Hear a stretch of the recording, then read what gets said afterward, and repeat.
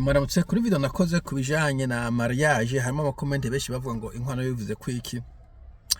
Boje n'inkwano uvuga ko ari novuga pratique primitive ou traditionnelle, donc ni culture y'u Burundi yanse kuhava kubera yinvolving amafaranga, burya ikintu kimwe mu benefice monétaire ikiragora ko abantu bacikura. Bo ntabwo tuyisangije antuka neza ko muri Afrika harimo ibihugu byinshi bifise ico, muri South Africa umenga bayita lobola. Hanyuma navyumvise ko no muri China ico kintu kihari, no muri Thailand namvise abazungu baje bavyidodomba. Nibaza ko muri Vietnam kitari ntaco numva absolute. Muri Philippines nta kirimwo, muri Philippines ikintu ca lobola canke c'inkwano, donc ni tradition y'abarundi, ni culture y'abarundi, nta signification particulière je no yihasonye ko ari culture banse kuvanamwo. Ubwa mbere bavuga ngo no gushimira umuvyeyi yarezo umukobwa.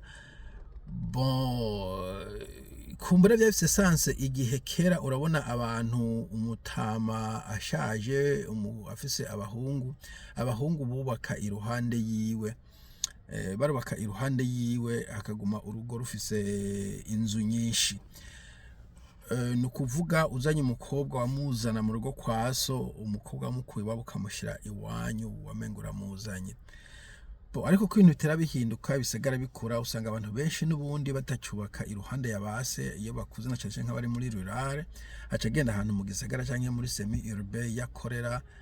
akaba ariho yubaka. Hanyuma umukobwa nawe akaheba nyina, umukungu agaheba nyina, nkuko nyene uba muri Bibiliya ko bavuga ngo umwana azoheba se.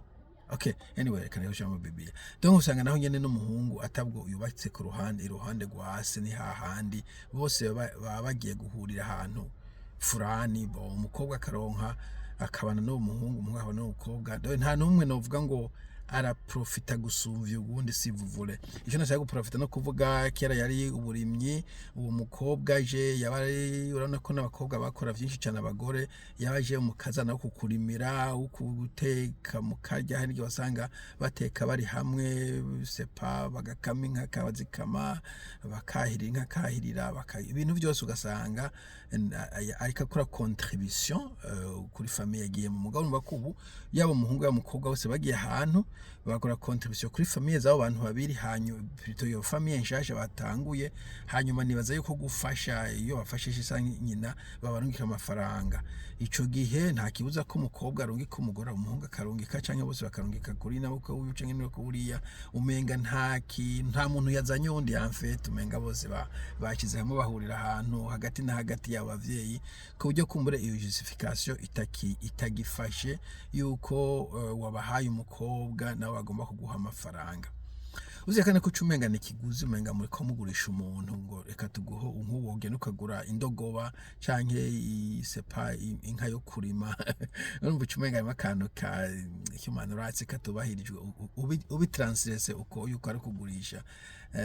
Bavuze ko aragashima naho n'ivyanye nakubwira, n'umuhungu yareze neza, burya uronse umukwe yakuze neza, nawe ubaho neza, ko umukobwa wabayeho neza nawe. Kenshi na kenshi kwasaga abakobwa bafasha iwabo gusumvya abahungu, ndakubwire. Ariko na cyane yumvise babayeho neza, umvise umuhungu wavuga ati no mugore amfashe neza, nawe uraryoherwa, ku buryo nawe wari ukwiye kugenda ugashimira se uwo muhungu uti wareze neza, you see ivyo. Hanyuma gacaje ko kandi yuko abantu baca bagira rigide, ugasanga kumbure nk'umuhungu n'umukobwa bo kuyubakiye bakabana neza, baciye babuzwa no kugira no niyo nkwano. Gushaka kandi ko niyo nkwano ishobora gutuma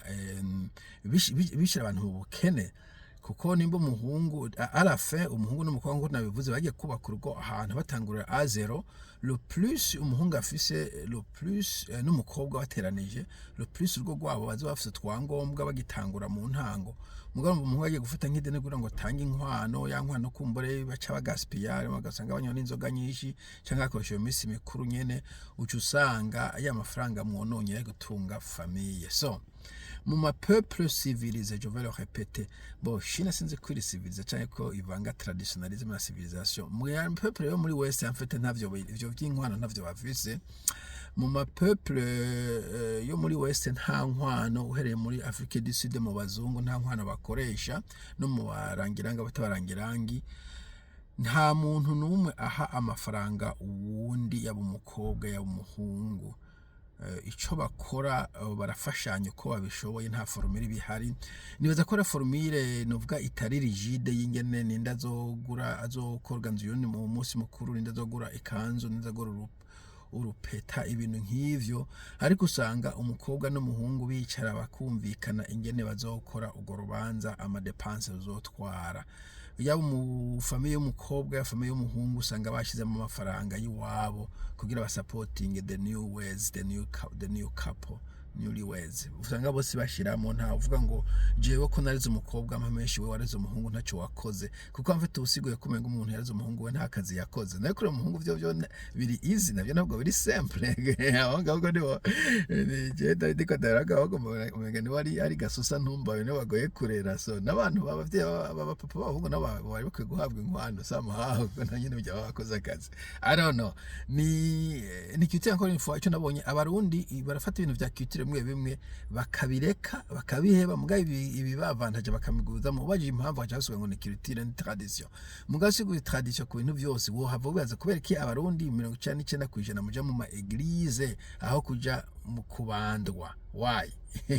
kadere kite badoro kubandwa niba tukunda culture so much kubera ki tuja gusenga twambaye amashapure akuja kubandwa twiravyingwa no kubera somehow kumbure biri more convenient cya kubandwa atari twabivanamo donc umugirwa utwungura turawukomeza utatwungura tukawihoza bimwe byo ngo umukobwa ntaturane wa tukikuvyo nyene batuga ngo numuco anko nibaje dakubaza none iyo yindi mico yo kubandwa yo kwambara impuzu z'ibiti ko twayihevye kubera iki uwo wundi wowo tuguma tuvuga ngo iyo niyo culture ntitwoyivako so nukuza muraraba ko tutere twevori wa sero longtemps longtemps tarwa ngo ni temps comme umwanya juste passer ntabwo ari passage dita gusa ni changement ya configuration familiale nkuko nabivuze ni changement ya activité économique kuko urumva société itunzwe n'uburimyi umuntu yongeyemo ni main d'œuvre muga société itunzwe dufata n'akazi ka leta cyangwa ko muri factory umuntu yiyongeye ko ntabwo ari necessairement yongereza ibikorwa muri famille surtout iyo umugore n'umugabo bagiye kuba ahantu kure y'abavyeyi bombi ko ari babiri nta kintu umuvyeyi ujya canke yunguka kubera afise umuhungu canke umukobwa ari usanga wabo umukobwa ari wafasha cyane wabo umuhungu ari wafasha cyane canke bakumvikana bakagera équilibre canke bakafasha selon les besoins donc nibaza ko inkwano nyene contexte historique yahindutse nanyene bashatse boyihindura tukome n'ivyo bintu vyo kugira ivyo baragwa n'ibiki n'ibiki bo what else nico je novuga ku nkwano erezuma nkuko navuze je aho nta nkwano zihari so ikibazo kigomba ku preoccupa abarundi ikindi bokora kumva no kugira symbolique kuko ari ibindi bintu culture uvuga uti boreka tukime ikintu cya culture mugo kibe symbolique nk'akarorero kandi hari ibintu bya culture bataye kera jewe bona kuze kera si kera cyane mugo jewe kubera twaba ruguru hari ibintu twakora abantu benshi mu muji mutamenye par exemple bo ivyo kubandwa je none abanyangi nk'imyaka 2-3 ntavyo nta kintu kimwe nibuka ku byo kubandwa ari muto cyane pe nta kintu kimwe nta memwana nto imfise mugo ndaze ko none abantu babandwa ariko hari abantu bakora ibintu byo guterekera ugasanga kubera twaba mu kibanyi mu gatembera akavuga ngo ntuje hajya ahantu mugo turabana umwana mubwiye ngo ntuje hajya hajya ugiye kusanga hariyo nk'ibiye hari akantu akato karimwo utubuye sinkiba kintu byari muga nabone ibintu by'abarundi bakora byishana gabyo bintu uko bucu uko bwira wagenda ugasanga umuhana kwa nakabaka kuyo babihevye ivyo bintu mbo havutse abana baraharu amahasa hari ibintu byinshi bakora no umwana asanzwe daboro barahekereza bavuga ngo guheka ugweyo abana bo muri village bagakorana bakagenda hakaba n'umukecuru bakaheka ibintu vy'ivyatsi canke sepa vy'ibituto kugira ngo ndegerera nta mwana yareze nyakuru sije ukaja babakara ukadayibona iyo image nangine mutanyise nk'imyaka 5-6 peut-être 7 bo hanyuma umwana umenga wakangahe bajya batanguye kwitwa amazina za kabura za nyandwi hari ibintu bakora umuze hakaduga hejuru kunzu n'umuheto akafora sinebuka inga ko nayo muto cyane memwara ntibinyibutsa exact muga muntu akuzuca vyibuka hari ibintu byo kumwa imvanda hari ibintu byo kwereka ngo umwana Burundi hari ibintu vyinshi navuga vyari traditionnel ubu vyahavuye kubera évidemment le monde évolue burya no mu Faransa ugiye kuraba kumbure uko hari nko ku ntwaro ya y'imbere ya Révolution française no kububiri siko biri bon canke ugiye muri England usome n'igitabo ca uyu mugabo akunze kuvuga Shakespeare usanga ibitabo vyiwe atari n'icongereza do n'icongereza carevura n'indimi zirevura d'ailleurs nk'ururimi rwo baratineza ko rutakibaho ugiye mu Butaliyano aho rwakoresha ndaza ko atakikoresha donc n'indimi zirevura bazima zikazimangana etc culture region rien n'est statique so nta kuntu ushobora kujustifier ikintu na culture na tradition déjà je novuga yuko hari ibintu abantu bakora vya culture kubera ignorance nk'akarorero kwina umwana petetre yari kubura ntuzeye iyindi nzira yo kugwanya constipation petetre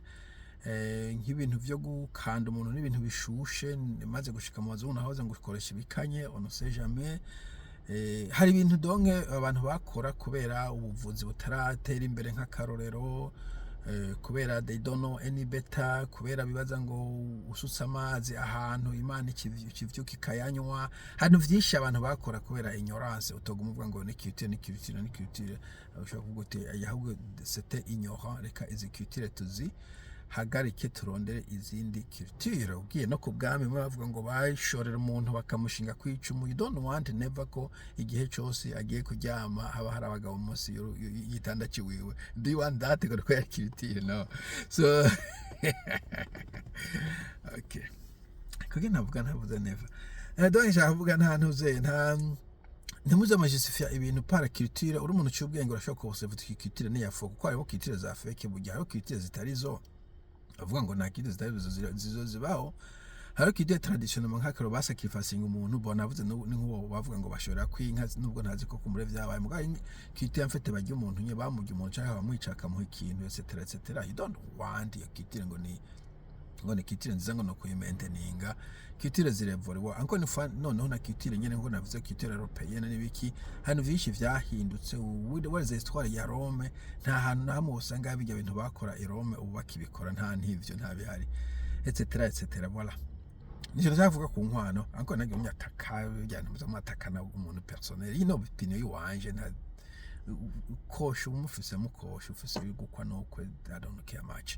gusa je ndesazi evyo nibidabo gusa ntuze kunyataka personnel ngo none wewe ngo wewe jewe what okay mugira umusingiza mbadeko ndazibira abantu benshi usanga bacavuga donc kubera ubwenge bukeye bumva ko ivuze ntuzeye ahige mvuga nko kuri economy y'u Burundi canke Afrika kaje ngo jewe sindi economy je ndi umuntu mutoyi sho no kugira amafuti yanige mvuga ngo amafuti naje kubera ignorance mugabo ntabwo bihindura ntuze observation general mugira umunsi mwiza.